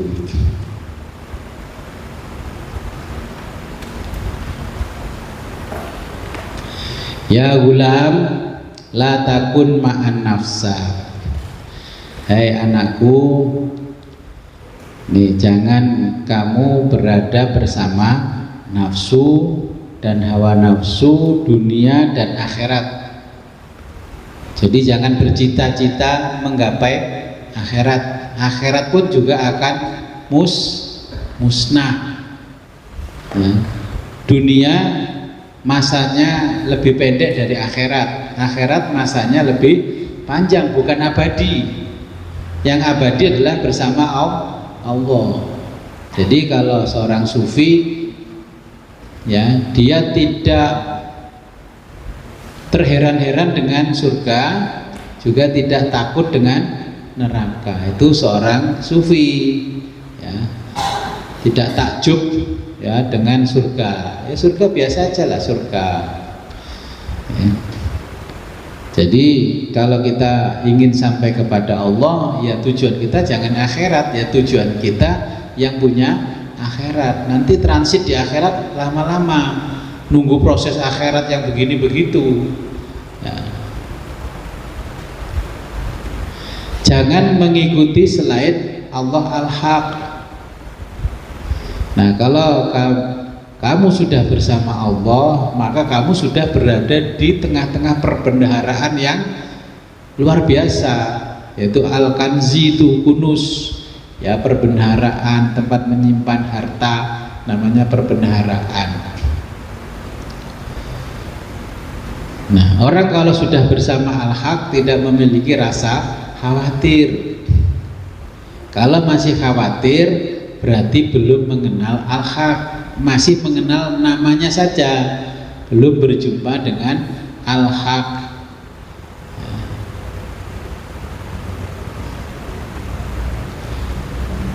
Nah, Syekh Abdul Qadir menjelaskan waharwil anha ila maulaka. Jadi berjalan cepatlah. Ya, kita disuruh meninggalkan hawa nafsu dunia dan akhirat untuk menuju kepada Tuhan kita, Allah Azza wa Jalla. Bagaimana caranya? Lah, mumpung besok itu mau Ramadan, maka taubatlah al-kholisati dengan taubat yang tulus. Jangan ketika susah seakan-akan bertobat pasrah kepada Allah, ketika kita bahagia lupa lagi dengan Allah. Makanya Bapak Ibu tadi kan bertanya, kenapa Gus ini yang datang-datang kan para sufi miskin? Ya, makanya ketika dulu ketemu saya dalam kondisi miskin, belajar tasawuf kaya, tampakkanlah kekayaanmu. Wah, nanti dikira pamer Gus Ria. Enggak. Kamu tampakkan kepada mereka dengan takhadus bin nikmah, mensyukuri nikmat. Ngaji hujan-hujan pakai jas hujan itu bukan sufi. Besok itu kalau hujan bawa mobil. Man Gus, HP saya cuci tadi. Wah, nanti menjatuhkan posisi seorang sufi kok bergaduh semua, kusut. Itu sufi yang frustasi. Sufi yang berkelas itu bajunya mewah, ya, sarungnya kalau bapak-bapak ya yang goyor lah 500.000 ke atas. Nah, bajunya yang branded gitu. Sufi harus bisa ngayemi umatnya, bukan meroyek umatnya. Itu sufi yang selalu bicara akhirat, tentang surga neraka. Orang yang seperti orang yang pernah pergi ke akhirat, surga dan neraka. Kita nggak bicara surga neraka, kita nggak pernah tahu surga neraka. Kita mau mencari yang punya surga dan neraka. Kita tidak tergantung kepada selain Allah. Makanya kadang-kadang saya kalau melihat orang ada di lampu merah terus ngemis-ngemis, itu kan karena dia nggak tahu jalannya. Minta seharusnya kan nggak minta ke orang-orang yang ada di jalan, di kendaraan tok. Harusnya kan sudahlah dia menyendiri saja di satu tempat, mintalah kepada Allah. Tapi kalau dibilang ikut saya ngaji tasawuf, nanti mintanya langsung kepada Allah. Meminta ke yang katon aja nggak dikasih, Gus, minta sama yang nggak kelihatan. Ya, carilah penyebab, jangan cari sebab. Nah, kita ya setiap hari ngemis, tapi ngemis tingkat tinggi, berkelas. Itu loh ngemisnya pada Allah. Okay. Badan punya amalan sendiri, hati punya amalan sendiri. Amalan hati apa? Apa ibadah yang disukai oleh hati? Apa zikir yang ribuan? Apa sholat yang ribuan? Enggak. Bapak Ibu sholatnya ribuan tapi tetangganya miskin, gak punya beras, gak perhatian, itu gak digemari oleh Allah. Ibadah sholatnya ribuan, fulan sholatmu 1000 tahun 1000 rakaat, tapi untuk kepentinganmu, tidak untuk kepentinganku. Kamu menimbun harta yang bermiliar-miliar triliunan, kamu bayar zakat hanya 2,5%, gitu kamu sudah merasa orang yang soleh dan kaya raya. Berarti duniamu bertempat di hatimu, bukan bertempat di rekeningmu. Ini kata Syekh Qadir ya. Jadi kita tidak mencari sebab, tapi mencari yang punya sebab, penyebab ya. Ini kalau belajar filsafat namanya hukum kausalitas ya.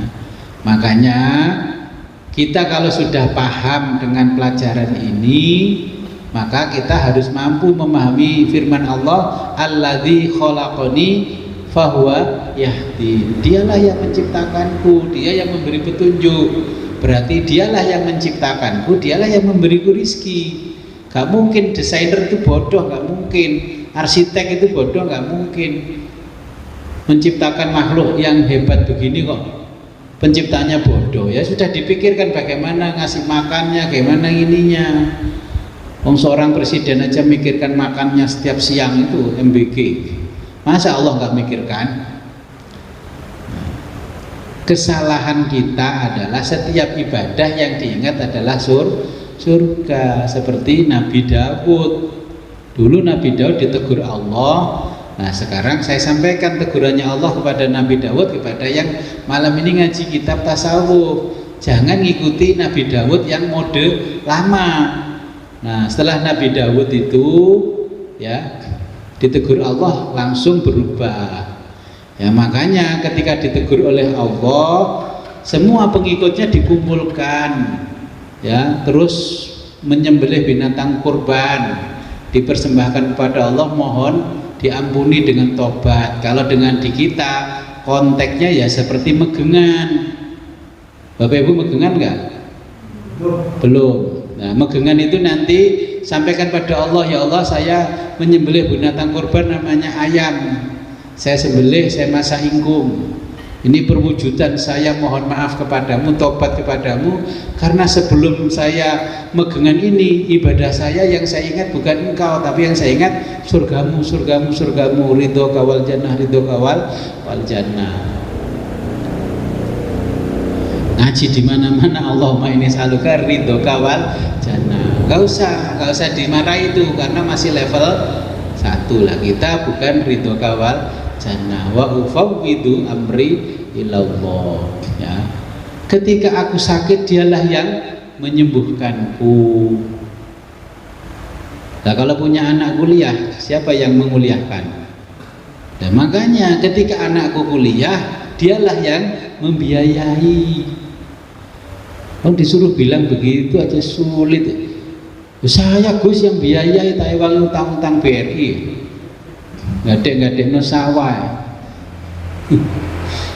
Dan memang kalau orang yang punya uang tidak digetarkan hatinya oleh Allah, mau nggak nyewa sawah kita? Ya kan nggak mau, walaupun dijual murah sewanya. Marung rame itu bukan karena masakan kita enak, karena banyak orang yang hatinya digetarkan oleh Allah menuju warung kita, karena Allah kasihan itu ahli masak enak kok nggak ada yang makan gitu loh. Kalau ahli tasawuf, oh ya pantas Gus itu kan dulu chef nomor 1 di Indonesia, dia dulu lulus master chef, makanya belum tentu coba master chef yang di TV itu suruh buka warung sendiri, belum tentu rame. Karena ramenya pedagang dengan pelanggannya itu karena mereka digetarkan hatinya oleh Allah. Itu orang tasawuf tahu. Kalau Allah sudah tidak menggetarkan hati menuju situ, ya sepi. Dulu yang namanya rokok, godang garam, semua hatinya bapak-bapak dan ibu-ibu digetarkan ke godang garam, semua ngerokok godang garam. APBD-nya Kediri bisa triliunan walaupun kota kecil ngalahkan Jakarta. Sekarang orang tidak digetarkan ke sana, godang garam harus surut. Kan begitu. Nah itu mungkin yang tidak dipahami oleh para pengusaha, bahwa seenak apapun produknya, kalau Allah tidak menggetarkan hatinya orang-orang itu yang menjadi konsumen, nggak akan datang. Masih dokmu enak, gak digetarkan Allah gak payu dokmu. Masih pasirmu wis paling super teko. Lek gak digetarkan Allah ya gak ada yang pesen. Dimasukkan ke TikTok ya, kalau sing like.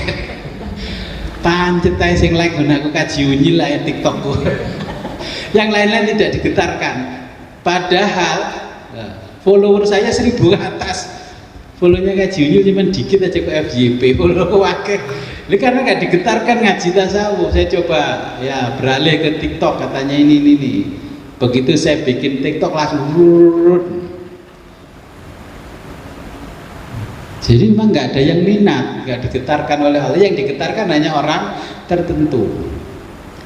Dari 500 orang, 1000 orang, ya dia dipilih-pilih Allah tinggal 500, dipilih Allah tinggal 300, dipilih Allah tinggal 68 yang digetarkan ngaji tasawuf.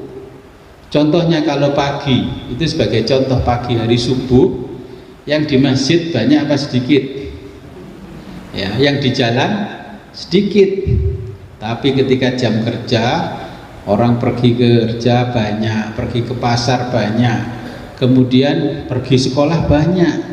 Artinya akhirat itu memang tidak menarik bagi orang banyak, yang tertarik hanya sedikit. Nah, ketika tersesat dengan bersama orang banyak akan merasa nyaman. Kalau tersesat sendirian nggak nyaman. Senengannya kan tersesat berjamaah, gitu. Jadi memang Bapak Ibu jangan heran kalau ngaji tasawuf itu hanya orang pilihan. Ketika saya ngaji, hatinya Bapak Ibu merasa tersinggung, itulah nasihat yang sebenarnya. Kalau nggak tersinggung ya berarti bukan nasihat. Kalau ada orang ngomong terus tersinggung hati kita. Kalau orang sufi, alhamdulillah saya dinasihati orang baik. Legus ngomongin singgung, ya itulah Allah mengingatkan saya melalui mulutnya dia. Berarti Allah mengirim Jibril dalam bentuk dia. Kalau dulu Nabi Muhammad langsung Jibril datang. Kalau sekarang ya orang-orang yang mengkritiki saya itulah Jibril saya.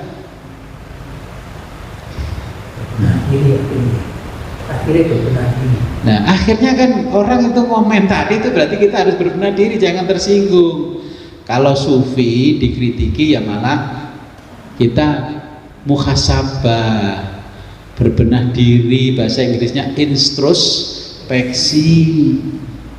Dikritiki tambah tersinggung, ya bukan sufi namanya. Saya biasa dikritik orang begini ya sudah, habis itu acara selesai saja ngopi. Kata orang-orang, saya nggak bisa Pak kayak Bapak. Kenapa gitu aja kok repot? Kan forumnya sudah selesai. Ya sudah kan berarti kritik sudah selesai. Ngopi lagi. Ngopi sama Bapak dibayari lagi, ya ngapain? Saya bisa membayari kan berarti saya diberi rezeki oleh Allah yang lebih luas daripada orang-orang itu. Kan gitu mikirnya sufi. Sufi ditamoni kok tambah gersulo. Gak boleh nggak ada kopi nanti air. Itu sufi model apa gitu? Ya jangan ngaji tasawuf, ngaji kok mindset miskin. Merubah mindset kita jadi orang kaya karena nggak takut miskin, karena kita bersama yang maha kaya.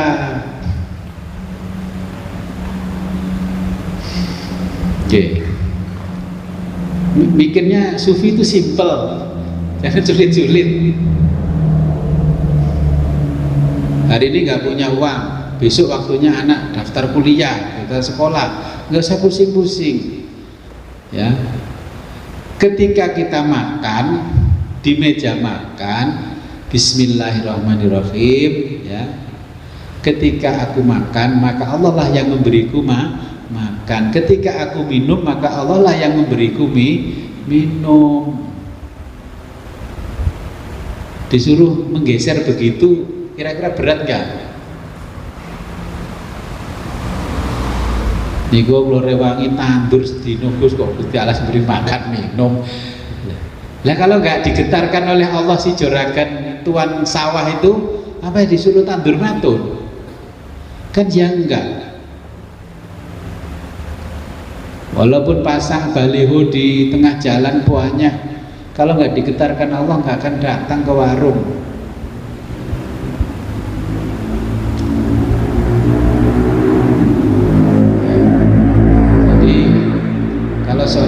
sufi alladzi khalaqani wa huwa yahdin. Karena dia yang menciptakanku, maka dialah yang memberiku petunjuk. Karena dia yang menciptakanku, maka dialah yang memberiku rizki. Karena dia yang menciptakan anakku, dialah yang memberikan nafkah. Terus kan pikirannya bapak ibu kan mau tentang mencari nafkah buat anak, mensukseskan anak, nggak usah, bekerja sebagaimana mestinya. Dan Allah tahu kalau bapak ibu kerja keras itu demi anak, tapi nggak usah ngomong-ngomong sama Allah, ya Allah jadikan lelahku menjadi lillah. Itu jadi wong goblok ngomong kuwi. Kalau malah konten nang CapCut. Loh, kalau sufi ya tahu, karena kerja keras dituntut oleh Allah, disarankan kerja keras dunia untuk dunianya dan akhiratnya. Sudah tahu kalau bapak ibu punya beban muliakan anak, tapi nggak perlu ngomong ya Allah jadikan lelahku menjadi lillah. Coba itu ngomongnya orang sombong apa orang tawadhu?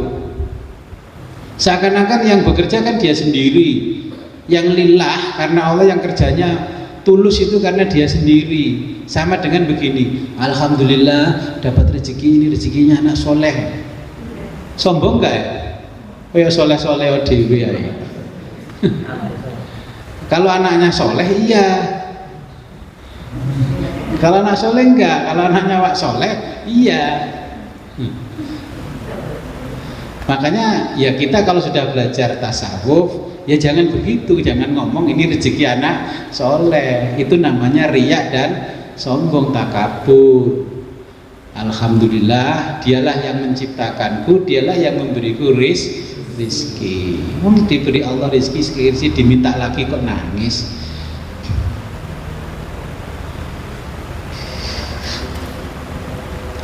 Kalau kita punya anak 3 semuanya kuliah, satu anak 3 juta setiap bulan, apa yang sampaikan sufi pada Allah?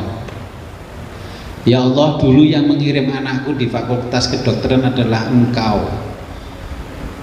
Dulu yang mengirim anakku kuliah S3 di fakultas ilmu hukum adalah Engkau. Ini dulu yang mengirim anakku di fakultas ilmu komputer adalah Engkau.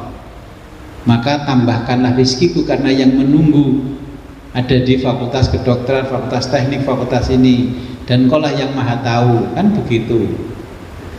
Tapi kalau sufi malah nggak usah ngomong, lah sufi temenan.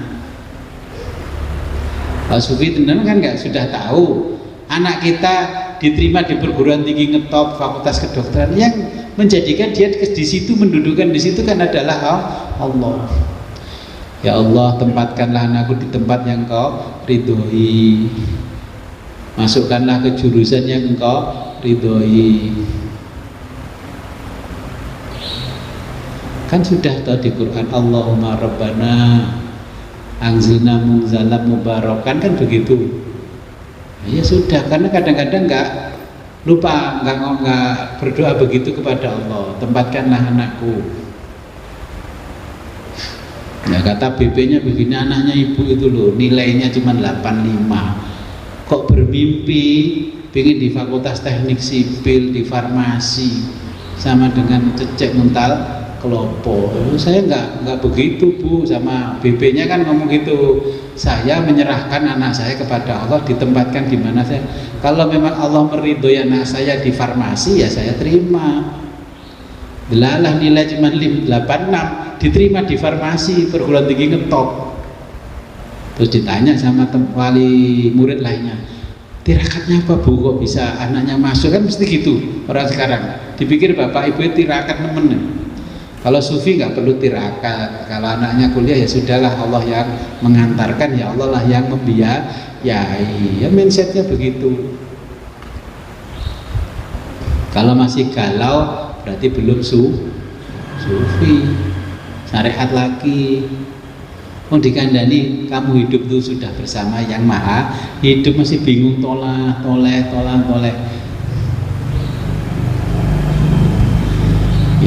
Mungkin ada pertanyaan? Nggih. Ternyata sistem awal yang punya cita tasawuf ini ternyata hidup bijaksana gitu. Bijaksana dalam pembicaraan, bijaksana dalam perbuatan. Itu kalau kita bagaimana menjadi sesama kita.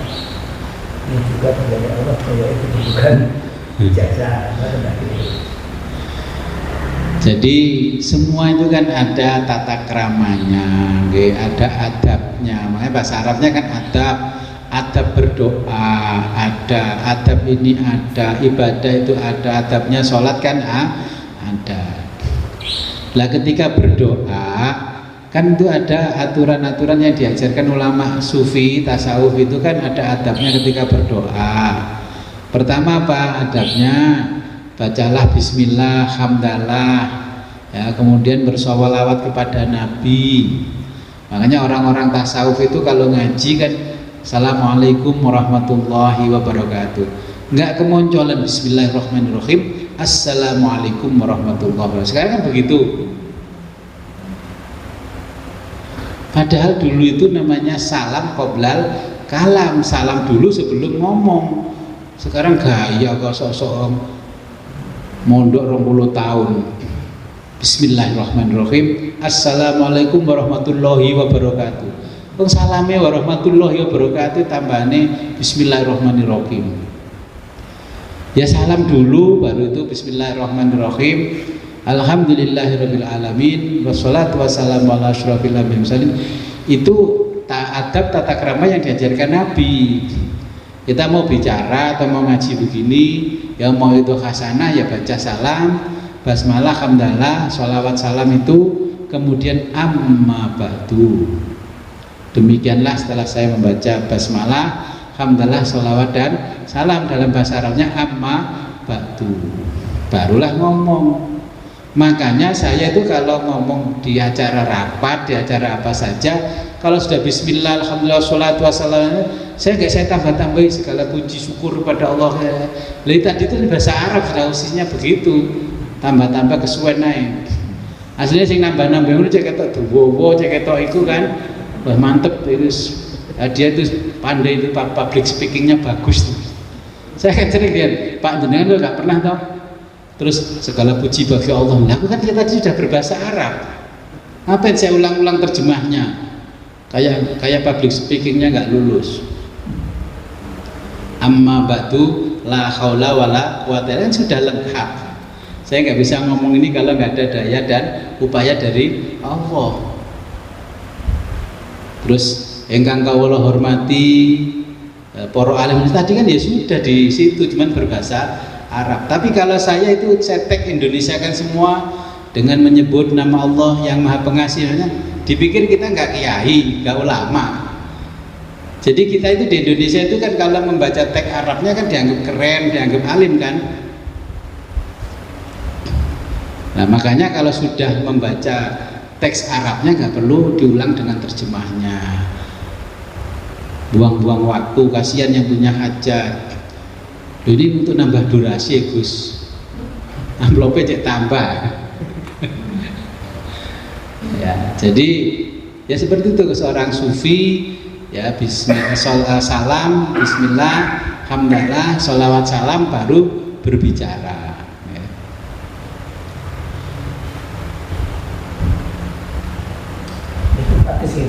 Enggak. Salam qoblal, enggak. Oke, salam qoblal kalam. Nah, makanya ketika kita sakit, faidza maritu, kata Nabi Ibrahim, faidza maritu wa huwa yasfin, ketika aku sakit dialah yang menyembuhkan. Jadi kalau seorang sufi pergi ke dokter itu mindsetnya itu hanya sebagai perantara, ya, mukjizatnya Allah dititipkan kepada dokter melalui ilmunya Allah yang ada di fakultas kedokteran. Saya cari dokter yang di spesialis Gus, kalau dokter puskesmas saya nggak mau Gus, kurang keren. Yang datang ke vaskes tingkat 1 itu orang miskin-miskin Gus. Loh, kamu jangan salah, kalau Allah menempatkan mukjizatnya di puskesmas kamu sembuh. Kalau mindsetmu dokter spesialis ternyata mukjizatnya Allah tidak ditempatkan di sana, nggak akan sembuh. Ngapain sulit-sulit? Kamu didekatkan oleh Allah dengan puskesmas, ya ke sana. Kenapa jauh-jauh? Nabi Musa aja dimarahi Gusti Allah, kamu mau ngelebihi Nabi Musa. Ngapunten Umi, kalau anak saya sakit nggak pernah saya bawa ke puskesmas, obatnya terlalu generik. Yang ngaji tasawuf model begitu ya mendingan minum obat generik terus sembuh daripada dosis tinggi. Kalau kita dosis tinggi nanti kena generik tidak mempan. Nah, seorang sufi cara berpikirnya, kalau berobat di manalah yang dekat dengannya, disitulah Allah meletakkan mukjizatnya. Walaupun puskesmas kayak Badas ini, ya saya pergi ke puskesmas, nggak pergi ke Pare. Tambahin atau dikasih bubuk aja sudah sembuh, timbang dikasih obat beneran malah nggak sembuh. Saya punya saudara, anaknya meninggal. Saya datangi, wah gini. Wah, akhirnya apa? Karena tingkat kepercayaannya kepada puskesmas kurang, Allah ya tidak meletakkan mukjizatnya di dokter-dokter yang bertugas di puskesmas. Saya sakit gigi itu muter sampai Pulau Madura sana nggak sembuh-sembuh. Ternyata yang menyembuhkan ya depan rumah saya. Pak Wid gini, Pak Wid gini, ya wes, cuma disemprot ces, waras sampai sekarang. Lu kan meremehkan dokternya, berarti mukjizat Allah yang bisa menyembuhkan gigi saya di depan rumah saya, melangkah tidak ada 10 meter. Murah lagi bayarnya. Di kota saya gosok gigi 700.000. Untung gue duit 700.000. Padahal tadi itu mau bayar hutang ke teman, karena kita telepon masih belum di rumah perjalanan, kita mampir ke dokter gigi, gosok gigi itu di Kediri kota 700.000. Akhirnya gak situ nyaur hutang ya, ke Badas gosok gigi cuma 50.000. Lah mujizatnya kan didekatkan di rumah ya. Jadi seorang sufi harus merubah mindset. Mindsetnya mindset al-ngawuri gitu kan ya, nggak dikabulkan ngomongannya ya. Jadi ini pengajian bulan sebelum Ramadan terakhir, nanti kita ketemu ngaji lagi di bulan setelah Syawal, ngaji Fathur Rabbani. Nah, nanti ngaji kita bulan Ramadan sudah dapat kitab semua kan kemarin ya, itu nanti di tanggal 3 ngikuti pengumuman pemerintah ya. Nanti saya umumkan di grup ya. Nah, nanti grupnya itu kan sudah ada grup Ramadan, karena yang di Ramadan juga belum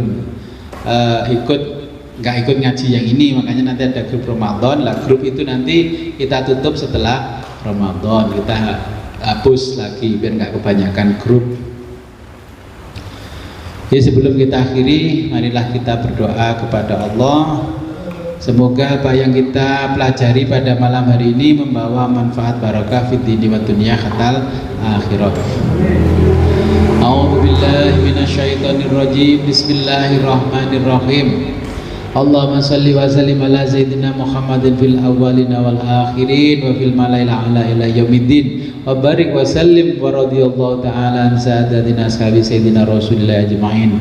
Amin ya Allah ya rabbal alamin. Allahumma ighfir li ummati sayyidina Muhammad, Allahumma arham ummata sayyidina Muhammad, Allahumma astur ummata sayyidina Muhammad, Allahumma ajbur ummata sayyidina Muhammad, Allahumma aslih ummata sayyidina Muhammad, Allahumma afi sayyidina Muhammad, Allahumma hafadh ummata sayyidina Muhammad, Allahumma arham ummata sayyidina Muhammadin rahmatan amatan ya rabbal alamin. Allahumma ighfir li ummati sayyidina Muhammadin maghfiratan amatan ya rabbal alamin. Allahumma farrij an ummati sayyidina Muhammadin farjan ajilan ya rabbal alamin. Allahumma anfa'na bima 'allamtana wa 'allimna ma yanfa'una wa zidna 'ilman wa yaqina. Walhamdulillahi ala kulli hal wa na'udzu billahi min kulli hali ahlin nar. Rabbana taqabbal minna innaka antas samiul alim wa tub 'alaina innaka antat tawwabur rahim. Allahumma hdina siratal mustaqim, Allahumma hdina siratal mustaqim, Allahumma hdina siratal mustaqim, siratal ladzina an'amta 'alaihim minan nabiyyin wasiddiqin wasyuhada'i wassolihin wa hasuna ulaika rafiqa, dzalikal fadlu minallahi wa kafa billahi 'alima. Allahumma ya syahidan ghaira ghaibin wa ya qariban ghaira ba'idin wa ya ghaliban ghaira maghlubin, ij'al min amrina ya Allah farja wa makhraja, ya sarihal mustaskirin wa ya ghiyasal mustaghizin, innaka ta'lamu makanana wa ta'lamu khalana wa la yakhfa 'alaika syai'un min umurina. Rabbana atina fid dunya hasanah fil akhirati hasanah wa qina adzabannar. Wa shalli wa sallim ala jamil anbiya'i wal mursalin walhamdulillahi rabbil alamin. Al-Fatihah. A'udzu billahi minasyaitonir rajim. Bismillahirrahmanirrahim. Iyyaka na'budu wa iyyaka nasta'in. Ihdinas siratal mustaqim. Akhirul kalam, ihdinas siratal mustaqim. Wabillahi taufiq wal hidayah wa ridwal inayah. Wassalamualaikum warahmatullahi wabarakatuh.